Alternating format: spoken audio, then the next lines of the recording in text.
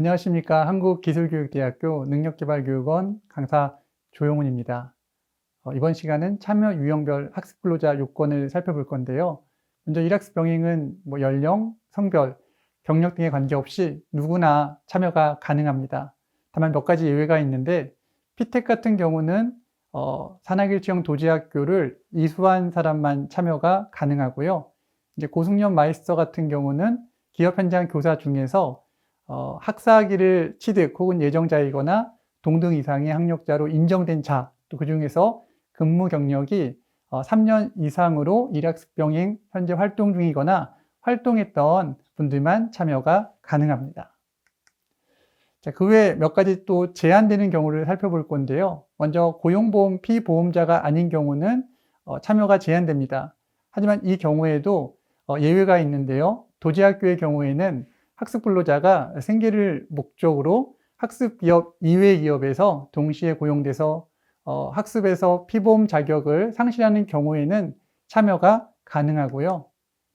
그리고 일학습 병행 훈련 실시일 이전 1년 이내 채용된 근로자가 아닌 경우도 참여가 제한됩니다. 하지만 피텍이나 고승련 마이스터 같은 경우는 1년이 이상이어도 참여가 가능하고요. 재직자 대학 연계형 같은 경우는 입사 시기에 맞춰서 입학연도가 이제 1년이 넘어가더라도 참여가 가능합니다. 대한민국 국적이 아닌 외국 국적자 중에서는 거주권자, 재외동포, 영주권자, 결혼이민 비자를 가진 사람들은 빼고 그 학습근로자가 참여가 제한됩니다. 그래서 F2부터 F4, F5, F6 이외의 비자를 가진 근로자는 참여가 제한됩니다. 참여 유형에서 산학일치형 도지학교의 경우는 고용보험 피보험자인 대한민국 국적인 자는 모두 참여가 가능합니다. 다만 그 고용보험 피보험자의 예외가 되는 경우가 있는데 그 도제식 현장 훈련, 즉 OJT 전에 OFJT만 운영하는 경우에는 참여가 가능하고요. 특히 이제 산학일치형 도지학교 같은 경우는 훈련 시작 최소 한 학기 전에는 학습 근로자 선발 과정을 거쳐 도제 참여 학생을 선발하도록 하고 있습니다. 그 외 전문대 재학생 단계 같은 경우는 자녀학기가 2학기 이상 남은 전문대학에 재학 중인 대상자가 참여가 가능한데요. 남자인 경우는 군대를 마쳤거나 면제하는 분들만 참여가 가능합니다. 학습기업의 학습 근로자 수는 해당 기업 상시 근로자 수의 25%를 넘을 수 없습니다. 단 고용보험 피보험자가 아닌 자 혹은 훈련성과 우수기업으로 지정된 학습기업인 경우에는 예외로 합니다. 특히 재직자 단계와 재학생 단계를 동시에 참여하는 기업 같은 경우는 재학생 단계에 한해서 상시 근로자의 12.5%를 추가로 훈련 실시가 가능한데요. 다시 말해 상시 근로자 수의 25%에서 재학생 단계를 추가할 경우, 즉 12.5%를 더하면은 상시 근로자의 37.5%까지 훈련 실시가 가능하고요.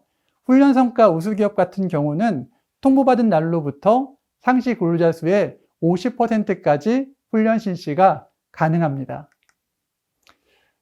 참고로 기업 현장 교사 1인당 학습 근로자 수는 5명 이하여야 하는데요. 예를 들어 학습 근로자가 6명이다 하는 경우는 기업 현장 교사는 최소 2명 이상이 있어야 하고요. 무엇보다 코로나19와 같이 훈련 대상과 훈련 인원의 기준이 한시적으로 변경될 수 있는데 이런 경우에는 학습 근로자 선발 시에 공동훈련센터나 한국산업인력공단 지부지사에 반드시 확인이 필요하다는 점도 기억하셔야 합니다. 그 이외에도 우리가 참고해야 될 것 중에서 첫 번째는 중도 탈락 이력이 있는 근로자에 재표하면은 가능한데요. 단 1년 이내 채용된 근로자여야 하고 중도 탈락한 훈련 과정과 동일 직무, 동일 수준은 아니어야 재참여가 가능합니다. 두 번째는 시간 선택제 근로자의 참여 가능 여부인데요. 이것 또한 연간 소정 근로시간이 일학습 병행 훈련 과정 전체 훈련 시간의 2배 이상일 경우에는 가능합니다. 예를 들어 참여하고 있는 일학습 병행 전체 훈련 시간이 600시간인 경우에는 연간 소정 근로 시간이 1200시간 이상인 경우에 한해 참여가 가능하다는 걸 알 수 있습니다. 그 외 다른 재직자 직업능력개발 훈련과 중복 참여 가능 여부도 역시 가능하고요. 타 재직자 직업능력훈련, 개발훈련 간 훈련 시간이 겹치지 않는다면 중복 참여 가능합니다. 마지막으로 다른 재직자 직업능력개발훈련과 합반 가능 여부도 NCS 능력 단위가 동일한 경우에 한해서 가능합니다.